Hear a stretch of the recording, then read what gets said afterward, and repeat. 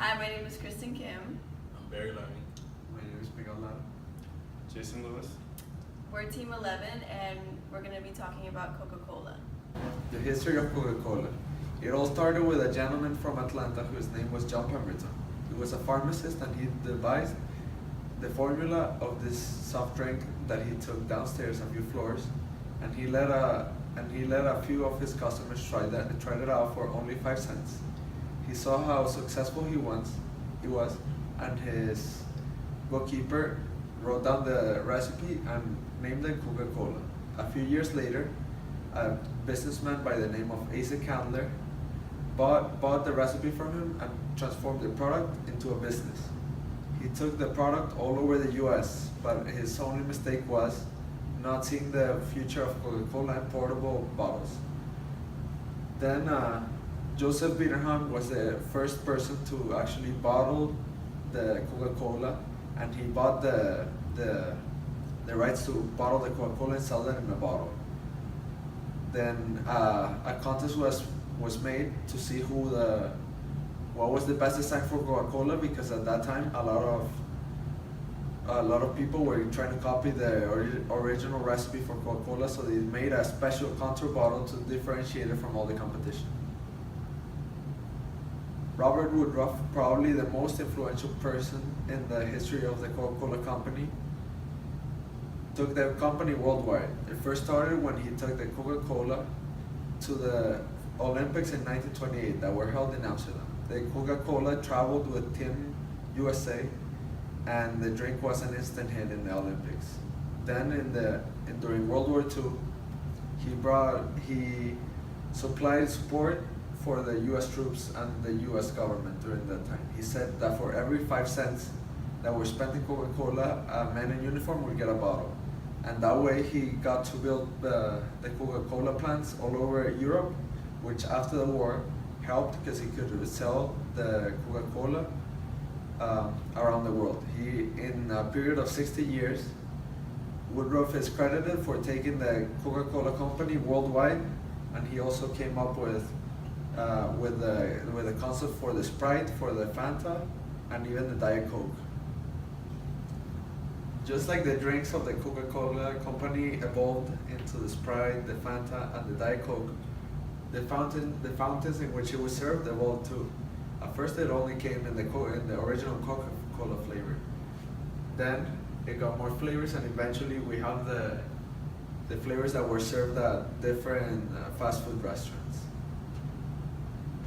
Just like the fountain drinks changed, the vending machines in which it was served were also evolved with time. Again, in the beginning, only Coca-Cola was served. Then in the middle, we have a more modern model that was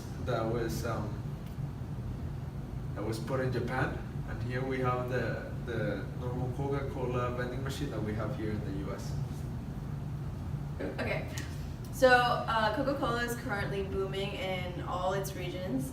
And in India, they actually started something called Coke to Home, which is an e-commerce platform for consumers to order sodas online and then get it delivered to their home.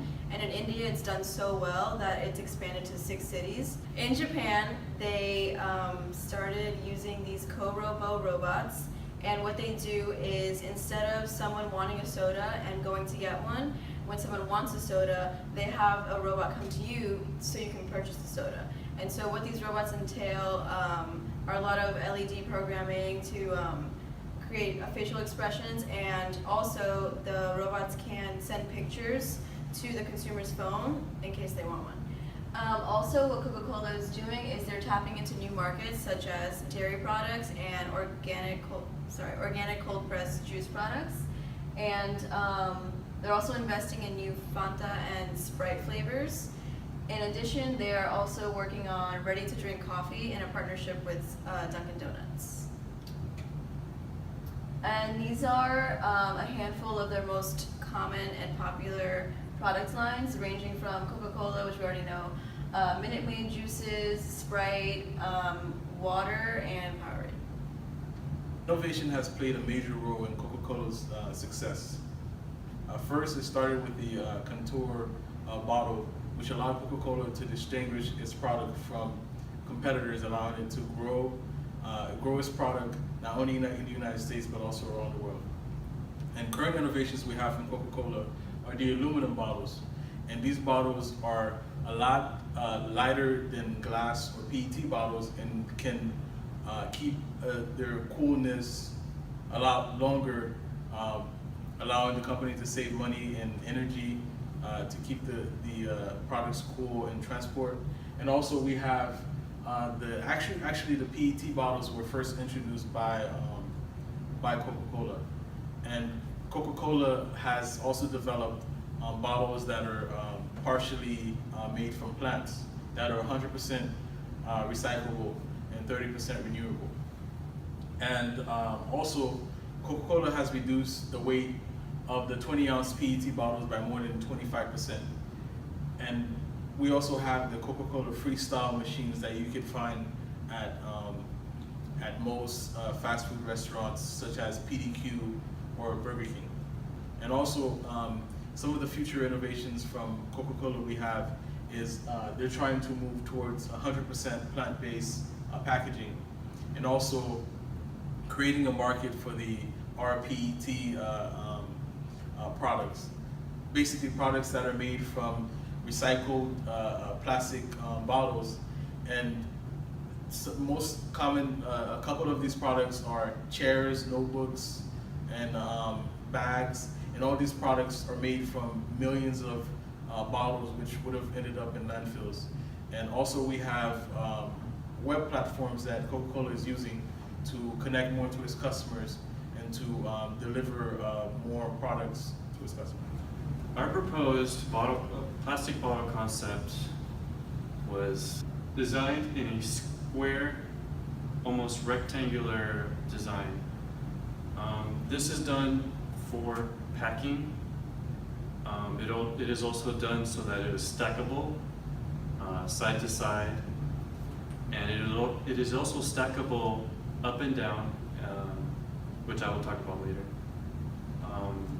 It has a cylindrical middle. This enables it to be gripped in the middle so that you can have better control and it not come out of your hand if something were to arise.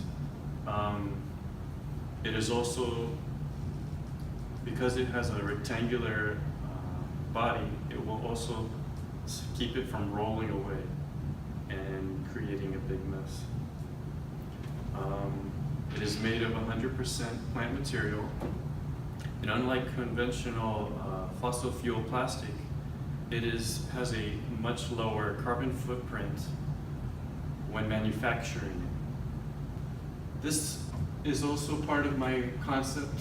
It's ribbed from top to bottom so that it could be compressed as you drink it. As you compress it, you let out air, and because of this, CO2 cannot escape from the soda. And because it's can be compressed to almost less than half its size, it saves space in your bag or in the recycling bin. This soda can design was designed with an elevated finger grip strip made of aluminum. It will give you a firm hold, and it is also designed in such a way that the finger grip strip is perfectly aligned away from the drinking hole for maximum comfort. Because it's raised on one side, it will not roll more than 1 can length.